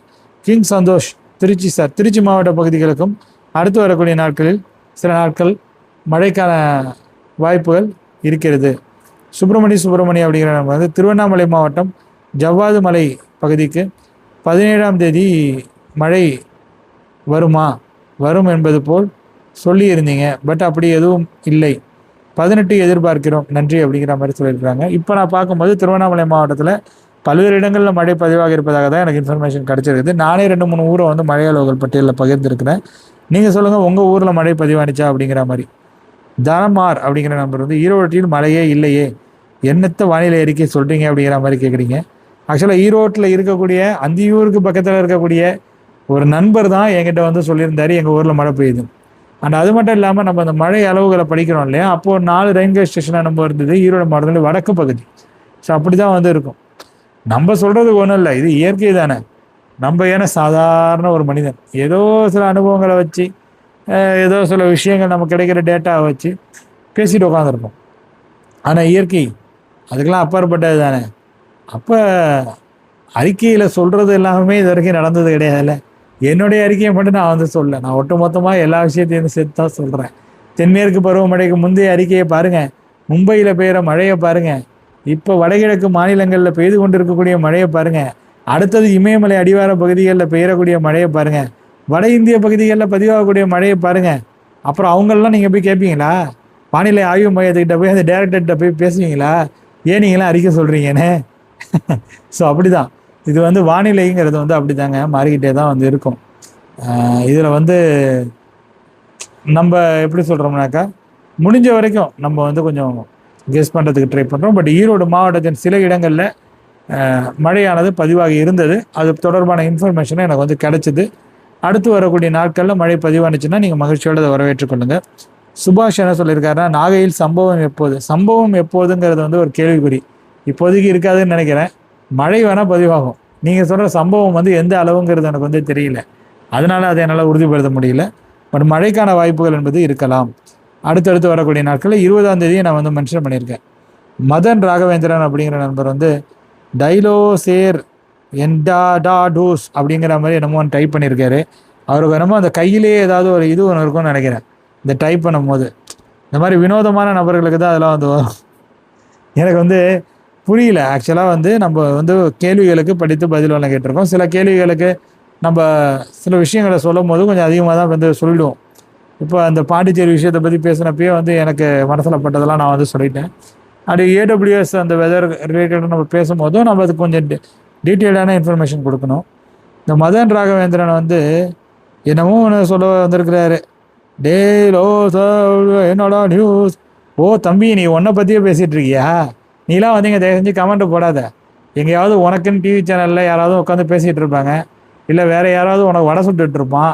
அவன்கிட்ட போய் கையை கட்டிட்டு வாயை பற்றிட்டு அந்த வடையெல்லாம் கேட்டுட்டு சந்தோஷமாக அங்கே லைக்கு போட்டுட்டு அதுக்கப்புறம் ஏதாவது டான்ஸு கீன்ஸு ஆடுற அந்த வீடியோவை பார்த்துட்டு இன்ஸ்டாகிராமில் சுற்றிக்கிட்டு நாளைக்கெல்லாம் இந்த சேனலில் வந்து கமெண்ட் போடாத, நான் கடுப்பாயிடுவேன். அதுக்கப்புறம் தருண் ஆர் அப்படிங்கிற நண்பர் வந்து நியூ அப்படின்னு சொல்லியிருக்காரு. ஐ டோன்ட் நோ அபவுட் தட். என்ன அவர் சொல்ல வந்திருக்காருங்கிறதே தெரியல. ஜெயகண்ணன் மருதூர், மிக்க நன்றி அண்ணா அப்படின்னு சொல்லியிருக்காரு. நன்றி உங்களுக்கும். கிங் சந்தோஷ், திருச்சி ரோடு சை, I don't know about that. Tiruchi அந்த கம்பவுண்டுக்கு அந்த கமாண்டே வந்து முழுமை அடையலை. அவங்க என்ன சொல்லியிருக்காங்கங்கிறது தெரியல. இந்த மாதிரி தான் சில கமெண்ட்ஸ் வந்து இப்படி இருக்கும். அதில் அந்த மதன் ராகவேந்திரனுங்கிற அந்த ஐடியிலேருந்து வர கமெண்ட் தான் கொஞ்சம் எனக்கு பார்க்க கொஞ்சம் இரிட்டேட்டிங்காக இருக்குது. தம்பி, நான் அவனை பேன் பண்ணிடுறேன்ப்பா, நான் அவன்கிட்ட சொல்லிகிட்டே பண்ணுறேன். இந்த பேன் பண்ணிட்டேன்னா அந்த வீடியோவை நீ கேட்பியா என்னன்னு தெரியாது, அதனால் பேன் பண்ணிடுறேன். நீ மறுபடியும் நீ டம்மி ஐடி போட்டு வந்து வேணாலும் நீ கமெண்ட் போடு, அப்பயும் நீ ஏதாவது பேசினா நான் வந்து பேன் பண்ணி விட்டுருவேன். உனக்கு பிடிச்சா பாரு, பிடிக்கலன்னா போ, அந்த சைடை ஓடிடு. நீ வந்து நம்ம அதாவது ஒரு எப்படி சொல்கிறது, ஒரு காணொலியை நம்ம பகிர்றோம்னாக்கா இந்த நேரத்தில் உட்காந்துட்டு நான் கேள்விக்கெலாம் ஆன்சர் சொல்லிகிட்டு இருக்கேன். நீ இந்த மாதிரி பைத்தியகாரத்தனமாக இங்கே வந்து ஏதாவது ஒன்று போட்டுவிட்டு போனோன்னா உன்னோட கமெண்ட்டை படிக்கிறதுக்கே எனக்கு இரிட்டேட்டிங்காக இருக்குது. நீலாம் இங்கே வந்து கமெண்ட் போடாத. நீலாம் இந்த மாதிரி உனக்குன்னு சில வெப்சைட்ஸ்லாம் இருக்கும், ஏதாவது பேட்டி கீட்டிலாம் எடுத்துகிட்டு இருப்பாங்க, அங்கெல்லாம் போய் நீ என்ன போட்டாலும் யாரும் கேட்க மாட்டாங்க. உன்னையெல்லாம் ஒரு மனுஷனாவே அவன்லாம் மதிக்க மாட்டான். உன்னோட கமெண்ட்லாம் அவன் படிக்கவே மாட்டான். நீ அவன்கிட்ட போய் கமெண்ட் போட்டுட்டு சுற்று. அதுதான் நான் வந்து சொல்கிறேன். அதுதான் உனக்குலாம் வந்து லாய்க்கு. நீலாம் கமெண்ட், நீலாம் ஒரு வியூவர் அப்படிங்கிற அளவுக்கு தான் நீ வந்து பார்த்தியா, சரி உன்னால் ஒரு வியூங்கிற அளவுக்கு தான் அவன்லாம் அவனை மதிப்பான். நீ வந்து கமெண்ட் போடுறத வந்து படிக்கிறது தான் இப்போ வந்து தவறாக இருக்குது. ஸோ உன்னை நான் வந்து பேன் பண்ணுறேன். நீ நாளைக்கெல்லாம் அந்த சைடே பக்கமே வராது. அவ்வளோதான். இதோட இந்த காணொலியை நான் நிறைவு பண்ணிக்கிறேங்க. போதும், ரொம்ப நேரம் பேசிட்டோம்னு நினைக்கிறேன். வேறு பல முக்கியமான தகவலுடன் அடுத்த காணொலியில் உங்கள் அனைவரையும் சந்திக்கிறேன். அதுவரையில் உங்களிடமிருந்து விடைபெற்றுக் கொள்வது உங்கள் இம்மானுவேல். நன்றி, வணக்கம்.